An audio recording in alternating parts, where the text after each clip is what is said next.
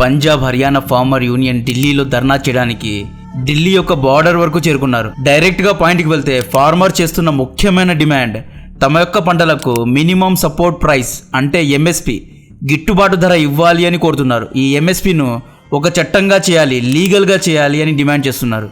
Economic experts ఏమంటున్నారు అంటే ఎంఎస్పిని legalise చేస్తే భారత్ యొక్క ఆర్థిక వ్యవస్థ నష్టపోతుంది అంటున్నారు. నిన్న కాంగ్రెస్ పార్టీ మేము కనుక అధికారంలో వస్తే భారత్లో ఉన్న 15 కోట్ల మంది ఫార్మర్స్కు ఎంఎస్పి ప్రకటిస్తాము అని చెబుతోంది. నిన్న రాహుల్ గాంధీ గారు, మల్లికార్జున్ ఖార్గే గారు తమ యొక్క ఎక్స్ హ్యాండిల్స్లో ఈ విషయాన్ని తెలియజేశారు. బీజేపీ నాయకులు ఏమంటున్నారు అంటే 2006లోనే ఎంఎస్ స్వామినాథన్ గారు రికమెండేషన్స్ను ఇచ్చారు. అప్పుడు యూపీఏ ప్రభుత్వం ఉండేది. అప్పుడే ఎందుకు కాంగ్రెస్ పార్టీ ఈ రికమెండేషన్ను కన్సిడర్ చేయలేదు అని అడుగుతున్నారు. ఫార్మర్స్ ఏమంటున్నారు, ఎంఎస్ స్వామినాథన్ గారికి భారతరత్న ఇచ్చారు, భారతరత్నతో సత్కరించిన వ్యక్తి యొక్క రికమెండేషన్ను ఎందుకు కన్సిడర్ చేయరు అంటున్నారు. ఈ వీడియోలో డీటెయిల్గా ఎంఎస్పి అంటే ఏంటి, ఎంఎస్ స్వామినాథన్ కమిటీ ఏమని రిపోర్ట్ ఇచ్చింది, ఎంఎస్పి ఇస్తే భారత్ యొక్క ఆర్థిక వ్యవస్థ నష్టపోతుందా లేదా లాభపడుతుందా, ఎంఎస్పిని ఒక చట్టంగా తెస్తే వరల్డ్ ట్రేడ్ ఆర్గనైజేషన్ మనపైన ఎందుకు శాంక్షన్స్ వేస్తుంది, అసలు C2 కాస్ట్ అంటే ఏంటి, A2 కాస్ట్ అంటే ఏంటి, ALFL అంటే ఏంటి వంటి వివరాలు డీటెయిల్గా ఎక్స్ప్లెయిన్ చేస్తా. మొదటగా ఫార్మర్ యూనియన్స్ ఏమంటున్నారు అంటే మీరు ఎంఎస్ స్వామినాథన్ గారికి భారతరత్న ఇచ్చి సత్కరించారు, అటువంటి వ్యక్తి యొక్క రికమెండేషన్ చేసిన ఎంఎస్పిను ఎందుకు అమలు చేయడం లేదు అని అడుగుతున్నారు. స్వర్గీయ ఎంఎస్ స్వామినాథన్ గారు అగ్రికల్చర్ సైంటిస్ట్, ఈయన్ను ఫాదర్ ఆఫ్ ఇండియన్ అగ్రికల్చర్ అని కూడా పిలుస్తారు. యూపీఏ ప్రభుత్వ సమయంలో అంటే 2004లో ఎంఎస్ స్వామినాథన్ గారి ఆధ్వర్యంలో నేషనల్ కమిషన్ ఆన్ ఫార్మర్స్ అనే ఒక కమిటీ స్థాపించబడింది. ఈ కమిటీ యొక్క పని రైతులకు ఏ పద్ధతుల ద్వారా లాభాలు వస్తాయో సలహాలు సూచనలు ఇవ్వడం. ఈ కమిటీ 2 years వరకు రీసెర్చ్ చేసి 2006లో ఒక రికమెండేషన్ రిపోర్ట్ని ఇచ్చింది.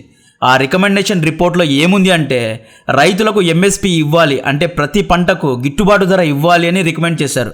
C2 50% ఫార్ములా ద్వారా కొనుగోలు ధరను ఫిక్స్ చేయాలి అని రిపోర్ట్ ఇచ్చారు. ఇక్కడ C2 + 50% క్రాప్ రేట్ అంటే ఏంటో సింపుల్గా ఎక్స్ప్లెయిన్ చేస్తా. ఈ చార్ట్ ఒకసారి చూడండి. ఈ చార్ట్ అనేది ప్రభుత్వం ఇయర్ 2022-23లో ఇచ్చిన ఎంఎస్పి చార్ట్. ప్రభుత్వం ఎంఎస్పి రేట్ ఇచ్చినప్పుడు మరి ఎందుకు రైతులు ప్రొటెస్ట్ చేస్తున్నారు అంటే రైతుల యొక్క ముఖ్యమైన డిమాండ్ ఏంటి అంటే ఎంఎస్పిను ఒక చట్టంగా చేయాలి అని.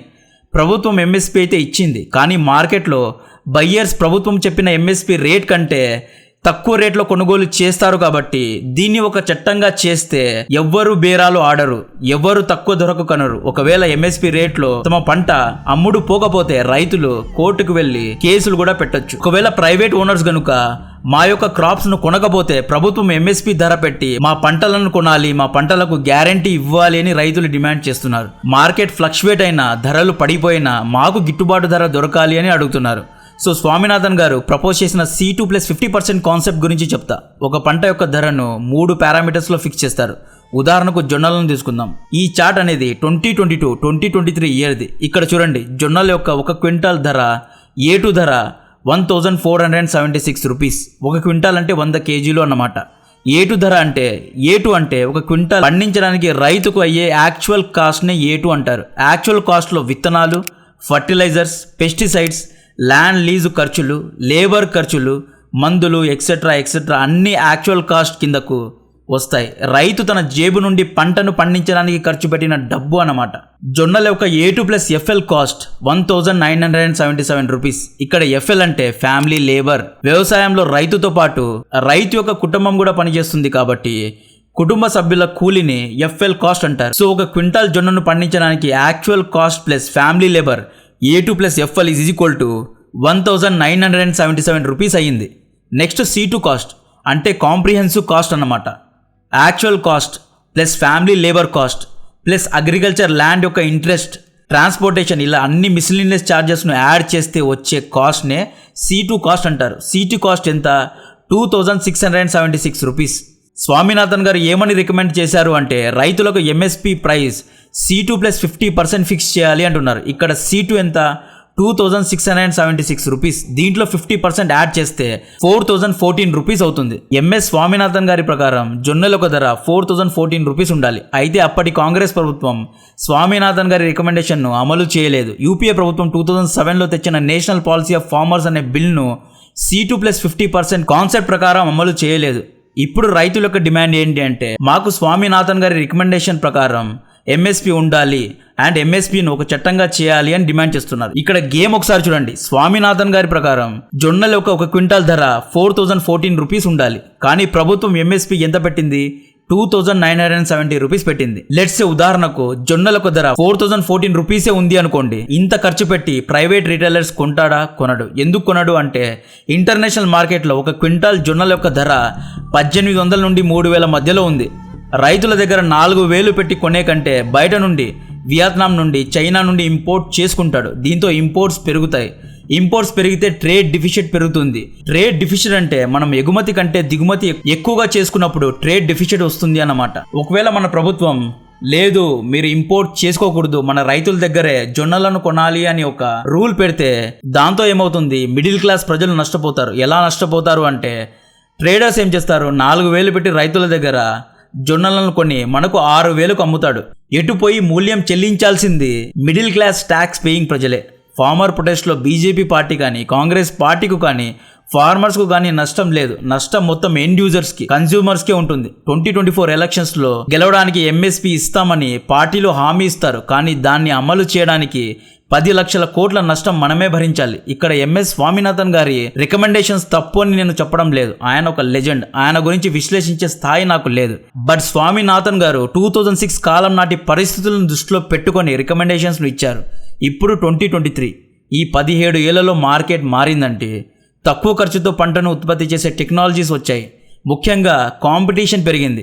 అప్పటి పరిస్థితి వేరు, ఇప్పుడు కథ వేరు. మనం ఒక క్వింటాల్ జోవర్ను 4000కు అమ్మితే మిగతా దేశాలైన మలేషియా, చైనా, బ్రెజిల్ వంటి దేశాలు 3000కి అమ్ముతున్నారు. ఈ ఇష్యూను వేరే యాంగిల్లో చెప్తా. అమెరికా, యూరోప్ దేశాలు సాఫ్ట్వేర్ ఇంజనీర్స్ను ఇండియా నుండి ఎందుకు ఇంపోర్ట్ చేసుకుంటున్నారు అంటే ఇండియాలో చీప్ ప్రైస్లో ఇంజనీర్స్ దొరుకుతారు కాబట్టి. పంటల విషయంలో కూడా అంతే. ఎక్కడ తక్కువగా ఉంటే అక్కడ కొంటారు. 2024 ఫార్మర్ ప్రొటెస్ట్లో రైతులు ఏమంటున్నారు అంటే ఎంఎస్పిను ఒక చట్టంగా లీగల్ చేయాలి అంటున్నారు. ఎంఎస్పిను లీగల్ మ్యాండేటరీ లా చేస్తే పెద్ద పెద్ద గొడవలు వస్తాయి. ప్రపంచ దేశాల్లో ఎక్కడా ఎంఎస్పి అనే చట్టం లేదు. చైనాలో కూడా లేదు.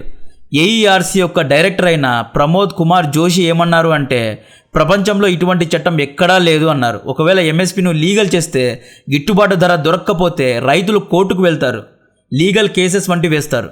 ఇండియాలో ఎంఎస్పి చట్టం వస్తే ప్రపంచంలోని వేరే దేశాల రైతులు కూడా ఇండియాలాగా మాకు కూడా ఎంఎస్పి ఇవ్వండి అని అడుగుతారు. ఇలా చేస్తే పంటల యొక్క ధరలు ప్రపంచ వ్యాప్తంగా పెరిగిపోతాయి అంటున్నారు. ఇది మొత్తం డిమాండ్ అండ్ సప్లై గేమ్ అండి.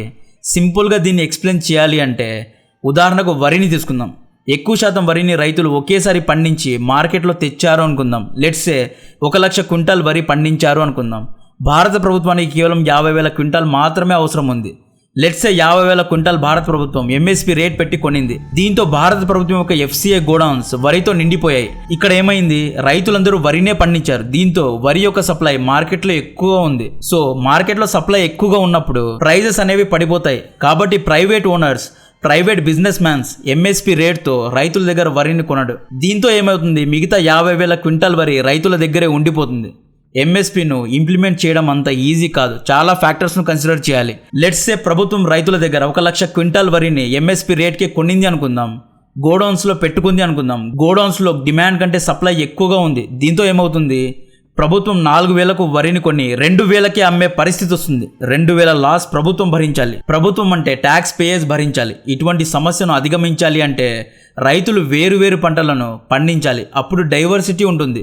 సప్లై డిమాండ్ మ్యాచ్ అవుతుంది. ఇక్కడ పంజాబ్, హర్యానా రైతులు ఎందుకు ప్రొటెస్ట్ చేస్తున్నారు అంటే పంజాబ్, హర్యానా రైతులు ఎక్కువగా బియ్యాన్ని, జొన్నలనే పండిస్తారు కాబట్టి. అందరూ ఈ 2 ఐటమ్స్నే పండించినప్పుడు మార్కెట్లో సప్లై ఎక్కువగా ఉంటుంది. డిమాండ్ తగ్గిపోయి రేట్స్ తగ్గుతాయి. సో అందుకే వీళ్ళు మాకు తెలీదు, మేము ఈ 2 ఐటమ్స్నే పండిస్తాం, ఇవి 2 పండించడమే మాకు తెలుసు, మాకు లాస్ వస్తే ప్రభుత్వం మా పంటలను కొనాలి, ఎంఎస్పీను చట్టం చేయాలి అని ఈ 2 రాష్ట్రాల వాళ్ళు అడుగుతున్నారు. ఇప్పుడు ఎంఎస్పీ రేట్ను ఫిక్స్ చేస్తే వరల్డ్ ట్రేడ్ ఆర్గనైజేషన్ మనపైన ఎందుకు శాంక్షన్స్ వేస్తుందో చెప్తా. ఫుడ్ అనేది ప్రపంచ వ్యాప్తంగా ఉన్న ప్రజలకు ఫండమెంటల్ నీడ్ లాంటిది. మనం ప్రపంచ దేశాలతో కలిసి వ్యాపారం చేస్తున్నాం. మనం ఓన్గా వ్యాపారం చేయడం లేదు. ప్రపంచ దేశాలతో ఇంటిగ్రేట్ అయ్యి చొచ్చుకుపోయి వ్యాపారం చేస్తున్నాం.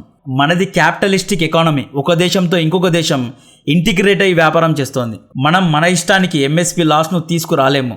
పులిని చూసి నక్కలు వాతలు పెట్టుకున్నట్లు రేపు వేరే దేశాల రైతులు కూడా మా దేశంలో కూడా ఎంఎస్పీ కావాలి అని డిమాండ్ చేశారు అనుకోండి, చైనా వంటి దేశాల్లో ప్రొటెస్టులు చేయరు, కానీ యూరప్, యుఎస్, సౌత్ ఈస్ట్ దేశాల్లో ప్రొటెస్టులు చేస్తారు. దీంతో ప్రపంచవ్యాప్తంగా ఫుడ్ ప్రైజెస్ పెరుగుతాయి. అందుకే వరల్డ్ ట్రేడ్ ఆర్గనైజేషన్ ఎంఎస్పి చట్టాన్ని యాక్సెప్ట్ చేయదు. ఒకవేళ మనం గనుక ఎంఎస్పిను ప్రకటిస్తే డబ్ల్యూటీఓ నుండి శాంక్షన్స్ ను ఎదుర్కోవడానికి సిద్ధంగా ఉండాలి. సో అంతా బాగుంది, బట్ రైతులు ఎలా లాభపడాలి? రైతుల్ని ఎవరు సమృద్ధి చేస్తారు అంటే ఎంఎస్పి ఉంటే రైతుల డబ్బులు మిగులుతాయి కదా అంటే ఎకనామిక్ టైమ్స్ ఇచ్చిన ఒక రిపోర్ట్ ఆధారంగా రైతులు అనేవారు అన్నదాతలు. సో రైతులకు సంక్షేమ పథకాలు ఇవ్వాలి. ఎన్వైరన్మెంట్ కారణంగా పంట నష్టపోతే రైతులకు ఇన్సూరెన్స్ అనేది ఇవ్వాలి. వాటర్లో, ఇరిగేషన్లో, పవర్లో సబ్సిడీస్ ఇవ్వాలి. తక్కువ ధరలో, తక్కువ సమయంలో పంటను పండించే టెక్నాలజీను రైతులకు అందివ్వాలి. పిఎం కిసాన్ యోజనను ఇంకా ఎక్స్పాండ్ చేయాలి. రైతుల్లో అవగాహన కల్పించాలి. ఏ సీజన్లో ఏ పంట యొక్క మార్కెట్ ప్రైస్ తక్కువగా ఉందో అటువంటి పంటలను రైతులు పండించకుండా ఉండడానికి సిగ్నల్స్ ఇవ్వాలి.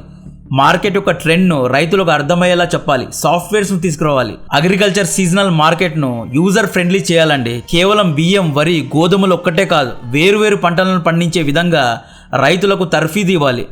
ఇంటర్నేషనల్ ఎవల్యూషన్ ఆర్గనైజేషన్కు ఫార్మర్ డైరెక్టర్ అయిన అజయ్ చిబ్బార్ గారు ఏమన్నారు అంటే ఎంఎస్పి వల్ల ఏమవుతుంది, రైతులకు గ్యారంటీడ్ ప్రైస్ దొరుకుతుంది. దాంతో రైతులు ఏం చేస్తారు, రైస్ అండ్ వీట్ను పండించడానికి ఇష్టపడతారు. ఎంఎస్పి ఉంటే ఫార్మర్స్ ఈ రెండు ఐటమ్స్ని ఎక్కువగా పండిస్తారు. దీంతో పంట ఎక్కువగా వస్తుంది, సప్లై ఎక్కువగా ఉంటుంది. రైతులకు ఎంఎస్పి ద్వారా గ్యారంటీ డబ్బులు వస్తాయి, కానీ ఆ పంటలు డిమాండ్ లేక గోడౌన్స్లో కుళ్ళిపోతాయి, అలాగే స్టాక్స్గా మిగిలిపోతాయి. ఒకవేళ ఎంఎస్పి లేకపోతే రైతులు వేరువేరు పంటలను పండిస్తారు, డైవర్సిటీ పెరుగుతుంది. ప్రభుత్వం కూడా వేరువేరు పంటలను ఈజీగా ఎక్స్పోర్ట్ చేయగలుగుతుంది. భారత రైతులు రైస్ అండ్ వీట్ అనే రెండు ఐటమ్సే కాకుండా వేరువేరు పంటలను పండించాలి. లైక్ ఆయిల్ సీడ్స్ను, లెంటిల్స్, ఫ్రూట్స్, వెజిటేబుల్స్ను పండించాలి. ఎందుకంటే fruits and vegetables, oil seeds మన దగ్గర తక్కువగా ఉన్నాయి కాబట్టి. ఇంకా రైతులకు ప్రభుత్వం హెల్ప్ చేయాలి అనుకుంటే ప్రైస్ డిఫరెన్స్ ఆప్షన్స్ను అడాప్ట్ చేయొచ్చు. ప్రైస్ డిఫరెన్స్ ఆప్షన్ అంటే ఒక పంట యొక్క రేట్ 2000 అనుకుందాం, మార్కెట్లో అది 1500కి మాత్రమే అమ్ముడుపోయింది అనుకుందాం. మిగతా 500 ప్రభుత్వం రైతులకు ఇచ్చే పద్ధతినే ప్రైస్ డిఫరెన్స్ పద్ధతి అంటారు. బట్ ఈ పద్ధతిలో కూడా కొన్ని ఫ్లాస్ ఉన్నాయి. ఈ ఫ్లాస్ను రైతులు, ప్రభుత్వాలు కూర్చొని ఫిక్స్ చేయగలిగితే ఎంఎస్పికు రిప్లేస్మెంట్గా ప్రైస్ డిఫరెంట్ పద్ధతిని అవలంబించవచ్చు. ఆల్రెడీ ఈ పద్ధతిని మధ్యప్రదేశ్, హర్యానా రాష్ట్రాల్లో ప్రధానమంత్రి భవంతర్ భుక్తాన్ యోజన కింద ఇంప్లిమెంట్ చేశారు. సో ఇప్పుడు ఎంఎస్పి ప్రవేశపెడితే వచ్చే లాభాలు, నష్టాల గురించి మీకు ఒక ఐడియా వచ్చి ఉంటుంది అనుకుంటున్నా. సో కాంటెంట్ నచ్చితే వీడియోను లైక్ చేయండి, ఛానల్ను సబ్స్క్రైబ్ చేసి అందరికీ షేర్ చేయండి. జై హింద్.